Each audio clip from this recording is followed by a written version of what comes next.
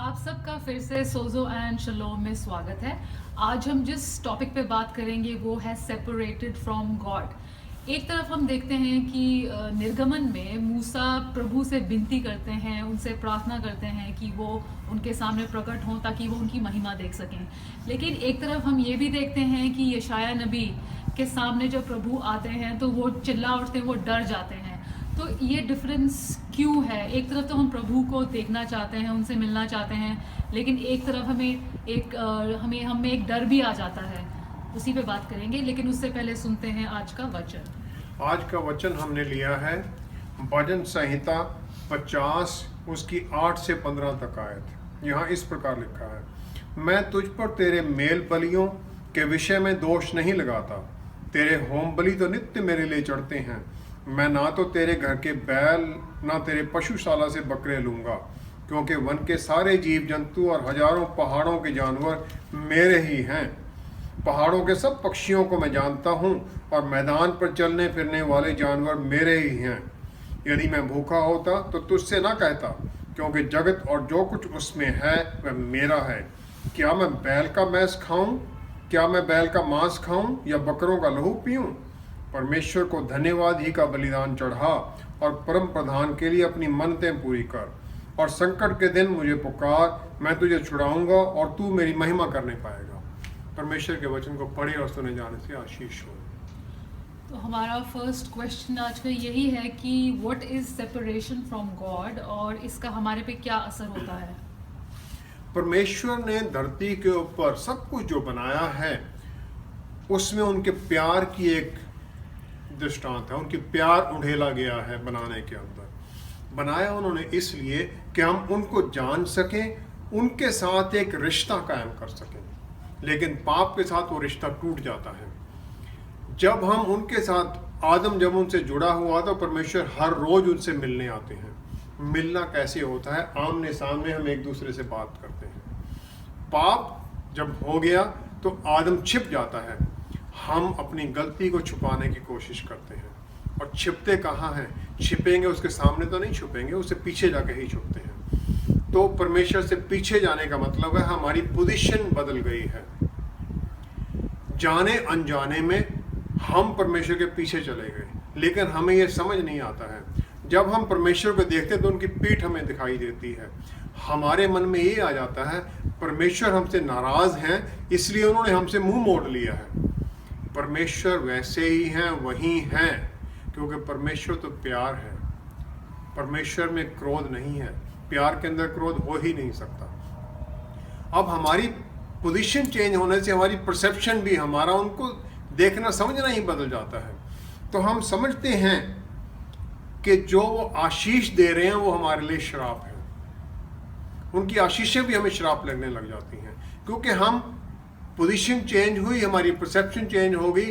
परमेश्वर वैसे ही थे, हम उन्हें समझने ही कुछ और लग गए। तो उत्पत्ति में आदम और ईव को जो श्राप मिला, जो या प्रभु ने जो उनको श्राप दिया, उसका क्या अर्थ है? परमेश्वर ने मेरे हिसाब में कोई श्राप नहीं दिया, वो तो प्यार है। याकूब 1:17 में लिखा है परमेश्वर बदलते नहीं हैं। इब्रानियों के 13वें अध्याय की 8वीं आयत में लिखा है प्रभु यीशु वही कल थे, वही आज हैं और वही सदा रहेंगे। बदलते नहीं हैं वो। तो जब पाप हुआ तब परमेश्वर ने उन्हें छोड़ नहीं दिया।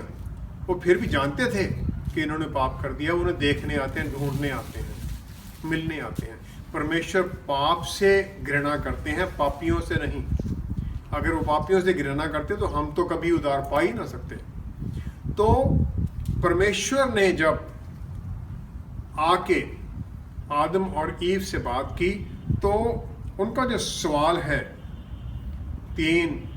तीसरे अध्याय की 13वीं आयत में उन्होंने औरत से ये पूछा, तूने ये क्या किया?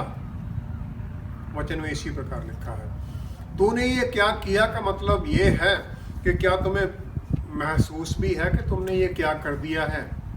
इसका रिजल्ट क्या होगा? जिसे फिर हम श्राप मानते हैं वो एक स्टेटमेंट ऑफ फैक्ट है। फिर वो बताते हैं जो तुमने किया है इसका अर्थ क्या निकलना है। वो श्राप नहीं दे रहे वो बताते हैं सिर्फ कि क्या हुआ है। तो फिर वो सबसे पहले 13वीं आयत में जैसे लिखा है, तब यहोवा परमेश्वर ने स्त्री से कहा, तूने ये क्या किया है?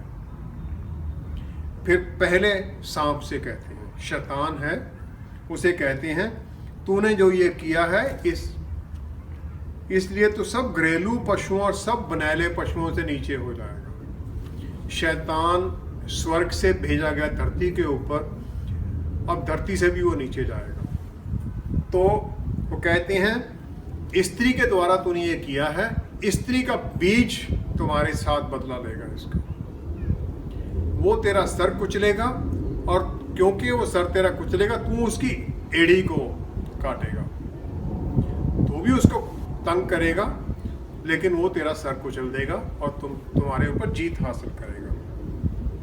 तब उसने स्त्री से कहा, तुम्हारे इस पाप का फल ये होगा, तुम बनाई गई थी आदमी का संगी साथी, उसका एक मित्र, उसका पार्टनर। अब तुम उसको, क्योंकि तुमने उसे फल खिलाया है, अब तुम उसके डिजायर, उसके लिए तुम्हारे मन में इच्छा बनी रहेगी, तुम उसके पीछे हो जाओगी, तुम उसके अधीन हो जाओगी। दूसरा, तुम्हें बनाया गया था आगे उत्पत्ति बढ़ाने के लिए, बच्चे पैदा होने के लिए, जो एक आशीष थी वो भी तुम्हारे लिए तकलीफ में होगी, तुम्हें लेबर पेन्स होगी। फिर वो 17वीं आयत में आदमी से कहते हैं, जो तूने किया है इसलिए भूमि तेरे कारण श्रापित है। इंसान को अधिकार दिया गया था हर चीज के ऊपर, लेकिन उसके इस काम से नेचर के ऊपर, धरती के ऊपर श्राप आ जाता है। क्योंकि वो श्रापित है तो धरती का श्राप जो है वो अभी रिजल्ट देगा। क्या रिजल्ट देगा? अपने माथे के पसीने से तू रोटी खाएगा। वो राजा था पहले, उसे सब कुछ मिला हुआ था गार्डन ऑफ ईडन के अंदर, लेकिन अब तुम्हें मेहनत करनी पड़ेगी और मेहनत करके ही तुम पाओगे ना। उन्होंने ये जो कुछ बताया है ये एक स्टेटमेंट ऑफ फैक्ट है कि तुमने ये किया, इसका ये रिजल्ट है। अब हम इसे श्राप मानने लग जाते हैं क्योंकि हम तो परमेश्वर से पीछे खड़े हैं। He is not trying to curse us. He is just telling us तुम्हारा ये करना है। पुराने नियम के अंदर बार बार जो लिखा गया है वो ये एक स्टेटमेंट ऑफ फैक्ट है। तुम ये कर रहे हो तो तुम्हारा ये रिजल्ट निकलना है। धरती श्रापित है, वो कांटे भी देगी। यही एक स्टेटमेंट है जिससे शुरू होती है हमारी परेशानियां इस दुनिया के अंदर। हल क्या है और कैसे निकलता है? पाप के कारण हम बनाए गए थे परफेक्ट, परमेश्वर के रूप के अंदर परमेश्वर जैसे बनाए गए थे, लेकिन वो परफेक्शन हमारी ख़त्म हो गई। हम इम्परफेक्ट हो गए। हमारे साथ धरती जैसे धरती पर श्राप हुआ तो हमारे साथ वो सारा नेचर भी इम्परफेक्ट हो गया, सब कुछ बदल गया। बदलने का कारण से हम परफेक्शन में जाना चाहते हैं दोबारा, फिर हम कोशिश करते हैं कि हम परफेक्ट बन जाएं। नेचर के अंदर अगर हम देखें, किसी फूल को देखें, वो निकलता है, बहुत बढ़िया सुंदरता में आ जाता है, उसके बाद में ख़त्म हो जाता है। इसी प्रकार फल खटास से मिठास की तरफ, सुगंधी की तरफ, अच्छाई के अंदर बन जाता है, लेकिन फिर वो पेड़ से टूट कर गिर जाता है। इंसान भी अपने कामों के द्वारा कोशिश करता है कि बहुत बढ़िया परफेक्शन में चला जाए, लेकिन अंत में उसका हल वही मृत्यु है, क्योंकि पाप के जीवन के अंदर तो मृत्यु का ही हल होगा, उसमें और कोई हल है ही नहीं। तो इससे निकलने का रास्ता है कि इस दुनिया के अंदर, पाप के अंदर हमारी मौत हो और उस परफेक्शन के जीवन के अंदर, स्वर्ग के जीवन के अंदर हमारा जीवन हो। अब मौत क्या है? मौत है परमेश्वर से अलहदगी। जीवन क्या है? जीवन हमारे अंदर जो खून चल रहा है वो हमें जीवन दे रहा है। तो जो हमारे अंदर ये दूषित खून है, जो पाप का खून है, पाप का जो शरीर है, इसका खात्मा हो, खून निकाला जाए और ट्रांसफ्यूजन हो, नया खून, स्वर्गीय खून हमारे अंदर डाला जाए, तब हम इस अपवित्रता से पवित्रता की तरफ जा सकते हैं। और यही समझा था आदम और ईव के दोनों लड़कों ने, काइन और एबल 2 लड़के हैं। काइन जो है वो खेती करता है, एबल जो जानवर हैं उनको पालता है, लाइफ स्टॉक को संभालता है। दोनों परमेश्वर के पास अपनी भेंट लेके आते हैं। परमेश्वर वही है, परमेश्वर हमसे छुपे नहीं हैं, अभी भी अवेलेबल हैं, उस समय भी अवेलेबल थे, बाद में भी, अभी भी। तो वो उनके पास भेंट लेके जाते हैं। अब एबल लेके जाता है, उसको पता है कि मुझे अपनी जान वहाँ दे के दोबारा जीवन लेना है पवित्रता की तरफ, तो अपनी जान तो मैं दे नहीं सकता, तो मेरी जो सबसे अच्छी चीज़ है मैं उसका खून दे दूँ। तो जो उसका अच्छा बढ़िया पशु है उसे वो लेके कुर्बान कर देता है। कैन लेके जाता है अपने धरती की उपज, सब्जियां, फल फूल जो वो लेके जाता है। जब वहाँ पहुँचता है तो वो देखता है कि ये जो मेरी भेंट है ये काबिल नहीं है। लिखा गया है परमेश्वर ने उसकी भेंट को इतना अच्छा नहीं समझा। परमेश्वर ने क्यों नहीं समझा? क्योंकि हम परमेश्वर को भेंट क्या कर रहे हैं? अपने आप को। परमेश्वर चाहते हैं, जैसे हमने वचन में भी पढ़ा, वो चाहते हैं अपने आप को सरेंडर को, अपने आप को समर्पित करो उनके सामने। समर्पित जीवन देने का है, जीवन हम दे नहीं सकते, तो वो भेंट का उन्होंने एक रास्ता निकाल दिया। ये रास्ता इस प्रकार है जैसे हमारा, समझ लीजिए हमने कोई क्रेडिट या डेबिट कार्ड था, गुम हो गया। अगर आप मुझे बताते हैं कि मेरा कार्ड गुम हो गया, तो मैं पहले आपको बताऊंगा कि इसका रिज़ल्ट क्या निकलना है। वही जो उत्पत्ति में इंसान को उन्होंने बनाया। रिज़ल्ट ये है कि कोई भी तुम्हारे बैंक अकाउंट से तुम्हारे सब पैसे निकाल सकता है, या तुम्हारे नाम पर खरीद कर सकता है, तुम्हारे पर कर्जा चढ़ जाएगा। तो पहला काम क्या है? वो नुकसान को रोकना। दूसरा काम है नया कार्ड लेना। नया कार्ड हमें कहाँ से मिलना है? जहाँ से वो पहले मिला था। हमारे लिए नुकसान को रोकने का रास्ता वो एबल की भेंट के द्वारा निकलता है। उसने अपनी भेंट रखी। पुराने नियम के अंदर बार बार भेंट देते हैं, जानवर की भेंट दी जाती है परमेश्वर के सामने, इसलिए ताकि हमारा जो इस पाप की दुनिया का नुकसान है वो रुक जाए, हम पाप से उस समय के लिए शांति प्राप्त कर लेते हैं। और इस प्रकार, लेकिन परमेश्वर ये नहीं चाहते हैं कि हमें अपने भेंटे दो। भजन संहिता 50 के अंदर 8 से 15 में यही है। सब कुछ तो उनका है, हम उन्हें क्या दे रहे हैं? उनको कोई भूख नहीं लगी हुई कि ये जानवर का उन्होंने मांस खाना है। तो हम, कैन जो है वो रियलाइज कर लेता है कि उसने कमजोरी की, उसकी गलती हो गई है, तो वो क्या करता है? जाके एबल को मार देता है। उसका भाई है, वो कहता है ठीक है, तूने अपनी बलि दी, मैं तेरी बलि दे देता हूँ। अब फिर परमेश्वर वही सवाल जो उन्होंने औरत से किया था पिछले 3 अध्याय में, 4 अध्याय में यही सवाल फिर वो कैन से करते हैं। 4 अध्याय की 10वीं आयत में, कि तूने क्या किया? मतलब ये तुम्हें पता है कि इसका हल क्या है, इसका मतलब क्या है, इसका रिजल्ट क्या निकलना है? तो फिर वो उसे वही स्टेटमेंट ऑफ फैक्ट उसे देते हैं। तो वो उसे बताते हैं 4 अध्याय की 12वीं आयत के अंदर। इसलिए अब 11वीं में लिखा है, इसलिए अब भूमि जिसने तेरे भाई का लहू तेरे हाथ से पीने के लिए अपना मुंह खोला है, उसकी ओर से तू शापित है। तू धरती जिसके ऊपर तूने अपने भाई का लहू बहाया है, उसकी ओर से तू श्रापित है, मेरी तरफ से नहीं है। परमेश्वर ये कह रहे हैं, शराब तुम्हें नेचर की तरफ से है। अब इसका रिजल्ट क्या होगा? चाहे तू भूमि पर खेती कर तो भी उसकी पूरी उपज फिर तुझे ना मिलेगी, और तू पृथ्वी पर भटकने वाला और भगोड़ा होगा। पृथ्वी तुम्हें एक जगह पर रहने की जगह नहीं देगी, तू इधर उधर भटकता रहेगा। कर्ज किसका है?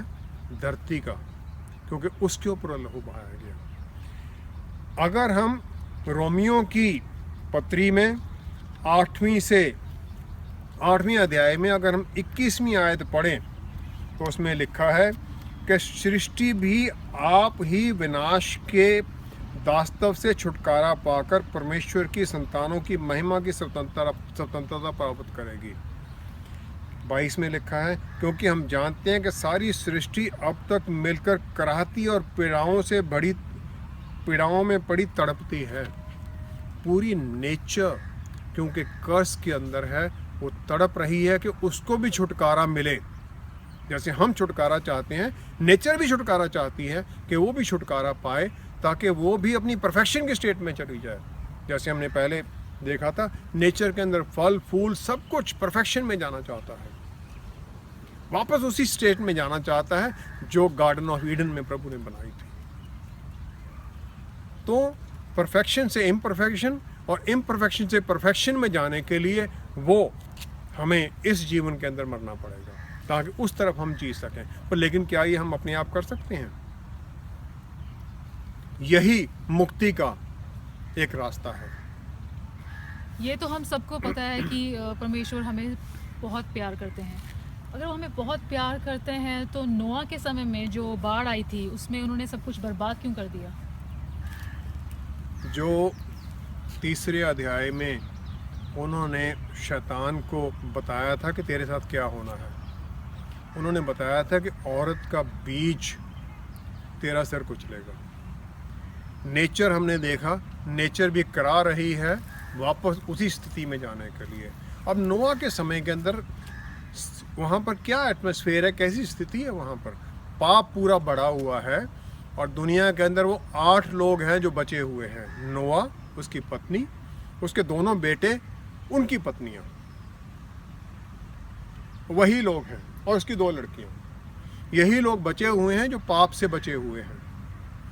तो धरती ये चाहती है कि अगर स्त्री के अंदर इंसेस्ट के द्वारा पिता बेटी, बेटा, माँ, भाई बहन सबके साथ अगर पाप होता रहा तो वो प्योरिटी जो है वो ख़त्म हो जाएगी। प्योरिटी ख़त्म होगी तो औरत का बीज कहाँ से आएगा? तो नेचर कराती है, परमेश्वर उसकी आवाज़ सुनते हैं और उसका हल निकालते हैं। वो उसका हल कैसे निकलता है? हल ये निकलता है, नोआ को आदेश मिलता है तो आर्क बना। आर्क बनाता है वो ऐसी जगह पर जहाँ कभी पानी है ही नहीं, बारिश तब तक नहीं हुई थी। बनाता है, लेकिन वो ही इज़ ओबीडियंट, क्योंकि वो राइटियस है, धर्मी है, वो बनाता है। उसके अंदर परमेश्वर हर सृष्टि के जो जीव जानवर हैं उन्हें बचाना चाहते हैं। जिनके अंदर जीवन है उन सबको बचा लेते हैं। जब सब जानवर, जीव जंतु उसके अंदर घुस जाते हैं तो धरती और आकाश, पानी जो उनके अंदर अलग किया गया था उत्पत्ति के पहले अध्याय में, वो पानी दोबारा छोड़ दिया जाता है। क्योंकि धरती कराती है, धरती छोड़ देती है वो सब कुछ। आकाश से वर्षा होती है, पानी पूरा भर जाता है और जो बोट, जो आर्क थी, वो उठ जाती है ऊपर और आखिर में जाके अरारात के पर्वतों के ऊपर वहाँ जाके टिकती है। धरती पानी छोड़ती है, परमेश्वर ने नहीं वहाँ पर कुछ किया है। धरती अपने आप को, नेचर अपने आप को बचाना चाहती है। उसे पता है कि अगर ये जो औरत का बीज सही नहीं आएगा तो हम कभी भी इस श्राप से नहीं निकल सकते हैं। Nature does it, God is just helping the nature in this. परमेश्वर सिर्फ नेचर को दोबारा उस स्थिति में लाने के लिए उसकी सहायता करते हैं। नोआ की फ्लड का यही एक कारण है। ईश्वर के गुस्से का क्या मतलब है? और अगर वो इतने गुस्से में थे या उनको इतना गुस्सा आया तो उन्होंने ये पूरी धरती बर्बाद क्यों नहीं कर दी, ख़त्म क्यों नहीं कर दिया उन्होंने? मैंने पहले भी कहा था, परमेश्वर बदलते नहीं हैं, हम बदल जाते हैं। और क्योंकि हमारी पोजीशन बदल गई, हमारी परसेप्शन बदल गई है, तो इसके कारण हम परमेश्वर को समझने लग जाते हैं कि वो बदल गए हैं। परमेश्वर ने हमें अपने अक्ष में, अपने रूप में बनाया और हम परमेश्वर को अपने अक्ष, अपने रूप में बनाने लग जाते हैं।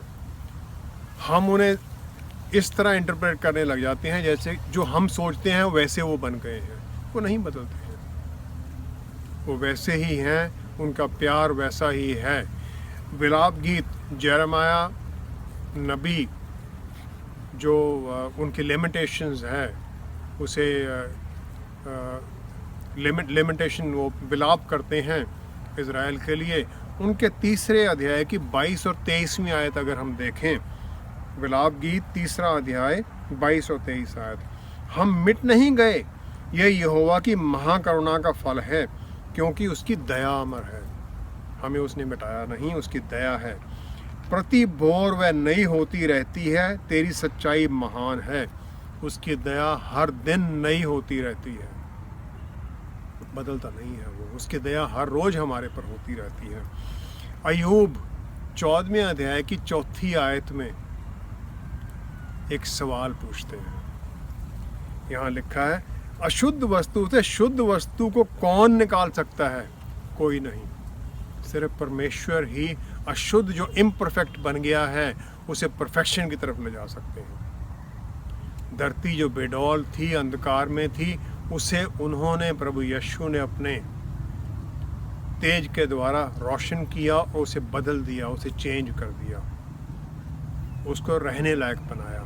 इसी प्रकार हम जो इम्परफेक्शन में चले गए, हमें भी सिर्फ परमेश्वर ही निकाल सकते हैं। जैसे मैंने पिछली बार अभी कहा था कि नेचर कोशिश कर रही है, हम भी अपने कामों द्वारा कोशिश करना चाहते हैं कि हम परफेक्ट बन जाएं, हम उसके पास मिल जाएं, लेकिन हम पाप की स्थिति से परमेश्वर के साथ जुड़ ही नहीं सकते। हमें किसी और रिडीमर की, सैल्वेशन देने वाले की ज़रूरत है जो स्वर्ग से आए, जिसके अंदर स्वर्ग का खून हो, जिसके अंदर स्वर्ग की आत्मा हो, जिसके अंदर स्वर्ग की नेचर हो। वही हमारी इस दूषित खून को, दूषित आत्मा को बदल सकता है। हमें रिडीमर की ज़रूरत है। वही भजन संहिता 50 की 15वीं आयत में परमेश्वर कहती हैं, तकलीफ़ के दौरान तू मुझे पुकार, मैं तुझे उत्तर दूंगा। इससे बड़ी तकलीफ़ हमारे लिए क्या थी? हम सब लोग चलाते हैं पूरी धरती, हर पूरी नेचर, इंसान सब चलाते हैं, परमेश्वर हमारा छुटकारा करो। और यशाया नबी की 65 अध्याय की 24वीं आयत में लिखा है, इससे पहले कि वो मुझे बुलाएंगे मैं जवाब दूंगा। परमेश्वर का ये वादा है, तुम्हारे बुलाने से पहले ही मैं जवाब दे दूंगा। परमेश्वर वही हैं, बदले नहीं हैं। उसी प्रकार वो हमें आशीषें देना चाहते हैं। और ओल्ड टेस्टमेंट के अंदर जितनी ये बलियां, सब कुछ जो किया जाता है, लहू चढ़ाया जाता है, वो सब कुछ, वो क्रेडिट कार्ड जो हमारा गुम हुआ है, जो हमने गुम कर दिया वहाँ पर उत्पत्ति के अंदर, उसके नुकसान को रोकने के लिए है। हमें बेस्ट होने के लिए नहीं है, हमें वो नहीं बचाता है।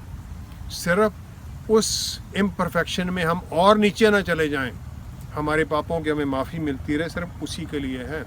तो परमेश्वर का उत्तर आता है इसके अंदर। परमेश्वर का उत्तर क्या है? परमेश्वर का उत्तर यूहन्ना नबी 3 अध्याय की 16वीं आयत में देते हैं। परमेश्वर ने जगत से इतना प्यार किया कि उसने अपनी सबसे बहुमूल्य, सबसे प्यारी चीज़ दे दी। परमेश्वर कहते हैं, तुम अपनी हमें मुझे दे रहे हो, तुम अपनी बेस्ट चीज़, तुम अपने ये एनिमल्स, तुम ये सब कुछ मुझे भेंट कर रहे हो, तुम अपना टाइफ दे रहे हो, दशमांश तुम मुझे दे रहे हो, बेंटें दे रहे हो, मुझे इसकी ज़रूरत नहीं है। मैं तुम्हें देता हूँ जो सबसे प्यारा है मुझे, जो मेरे लिए सबसे ज़्यादा कीमती है, मैं तुम्हें वो देता हूँ। और प्रभु यीशु इस धरती के ऊपर जन्म लेके आते हैं। परमेश्वर का प्यार ये है। अगर वो बदल गए होते तो अपने बेटे को क्यों भेजते? फिर वो नहीं बदलते हैं, उनका बेटा यहाँ आ जाता है, उनका बेटा हमें आशीष देता है यहाँ आकर, इंसान बनकर, ताकि इंसान के रूप में वो सब कुछ झेल सके जो हमने झेलना था। इंसान के रूप में वो जो हमारे अंदर ये दूषित खून है, उसके द्वारा वो बह जाए, उसका शरीर जो इंसान बन के आता है वो कुर्बान हो जाए। वो कुर्बान होता है तो ताकि हम दोबारा साल्वेशन, मुक्ति पा सकें। रिडीमर या परमेश्वर के पुत्र के आने से क्या हुआ और उसका हमारे पे क्या प्रभाव पड़ा? हमें मुक्ति कैसे मिली? जैसे मैंने पहले कहा था, इम्परफेक्शन से परफेक्शन के अंदर जाने के लिए हमें मुक्तिदाता की ज़रूरत है। अय्यूब यही कहता है, अपवित्र से पवित्र कौन कर सकता है? परमेश्वर के अलावा कोई नहीं कर सकता है। मुक्तिदाता हमें क्यों चाहिए? क्योंकि इस पाप भरी नेचर से हमें निकालने के लिए हमें कोई ऐसा चाहिए जो स्वर्ग की नेचर वाला हो। पाप इंसान ने किया तो उसे भुगतना भी इंसान को ही है। इसलिए इंसान के रूप में हो, वो स्वर्ग का हो, इंसान के रूप में हो, ताकि जो हमने कष्ट भोगने थे वो यहाँ इंसान के शरीर के अंदर वो सब कष्ट उसके ऊपर आए, सब तकलीफ़ें वो सहे, वो सब कुछ एक्सपीरियंस करे जो हमने करना था, जो हमें हमारे ऊपर जो आया। मौत वो हमारे लिए मरे, हमारे लिए इस पाप के जीवन में वो मरे, क्योंकि वो स्वर्ग से आया है, फिर वो स्वर्ग में जीवन ले, स्वर्ग में जाए। वो स्वर्ग के जाने का इंसान के रूप में से मरकर स्वर्ग के अंदर जाने के लिए हमारे लिए रास्ता खोले। परमेश्वर का पुत्र इसलिए आता है, उसके आने के कारण हमारे पापों की वो पूरी भुगताई करते हैं और छुटकारा दिलाते हैं, हमारे लिए रास्ता खोल देते हैं। इस एपिसोड के बारे में और इसके पुराने जितने भी एपिसोड आज तक हुए हैं उन सब के नोट्स आप हमारे वेबसाइट पर देख सकते हैं www.sozoandshalom.com। मैं एक बात और करना चाहता हूँ, परमेश्वर का पुत्र इस धरती पर आना है। पुराने नियम के अंदर बार बार ये लिखा गया है, उत्पत्ति के अंदर स्त्री का बीज लिखा गया है, दाऊद भजन संहिता में बार बार कहता है, यशाया नबी कहते हैं एक औरत कुंवारी जन्म देगी लड़के को, इम्मानुएल होगा, वो परमेश्वर का पुत्र है, बार बार ये कहा जाता है। मलाकी में फाइनली ये क्लोज होता है। तो ये क्या कारण है कि उसके आने के बाद में वो इतने अच्छे काम करते हैं, मुर्दों को ज़िंदा कर देते हैं, सब कुछ होता है। गमालियल जैसे पढ़े लिखे इतने जानकार विद्वान भी या चीफ प्रीस्ट जो उसकी महिमा करने के लिए चुने गए थे, अनानियस एंड काइफास, वो क्यों नहीं उसे पहचान सके? क्या वो उसे पहचान ही नहीं सके? वचन इतने क्लियर ही नहीं थे या कोई और कारण था? ये कारण जानने के लिए, समझने के लिए हमारे वेबसाइट पर एक फ्री बुक है, द ग्रेट कॉन्स्पिरेसी, जो ये सब चीज़ों के बारे में व्याख्यान करती है। आप उस बुक को भी हमारे वेबसाइट से ले सकते हैं। जुड़िए हमारे साथ ताकि ये सब हम आपके साथ बांट सकें। आइए प्रार्थना करें। पिता परमेश्वर, धन्यवाद है आपका कि आप बदलते नहीं हैं, आप वैसे ही हैं। उतना ही हम पापियों से प्यार करते हैं जितना आप अपने प्यारे बेटे से करते हैं। पिता परमेश्वर, धन्यवाद है कि आपने अपने प्यारे बेटे को, जो आपसे सबसे ज़्यादा कीमती, आपका सबसे प्यारा था, उसे आपने हम पापियों के लिए कुर्बान कर दिया। प्रभु यीशु, धन्यवाद है पवित्र आत्मा परमेश्वर के लिए जो आपने हमें दिए हैं, हमारे साथ हैं।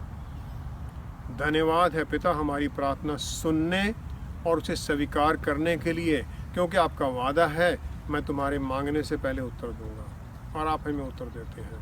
हम मांगते हैं हम सब के लिए जो इस सोजो एंड शलोम परिवार के साथ जुड़े हुए हैं, हर जन के लिए अच्छी सेहत, धन दौलत की भरपूरी, आत्मा की भरपूरी, हर स्फीयर के अंदर तरक्की, और हमें पाप के जीवन से छुटकारा और यीशु नासरी के द्वारा स्वर्ग में जाने का रास्ता जो हमें पाया है, उसके लिए हम धन्यवाद करते हैं।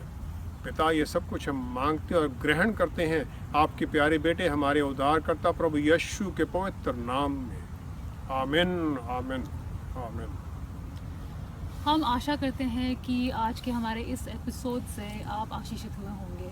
हमें कॉल करें, ईमेल करें और हमारे वेबसाइट पे भी लॉग ऑन करिए, दैट इज़ www.sozoandshalom.com पर। हम आपसे अगले हफ्ते फिर मिलेंगे। Till then, you take care, stay blessed and may the good Lord be with you. शलोम।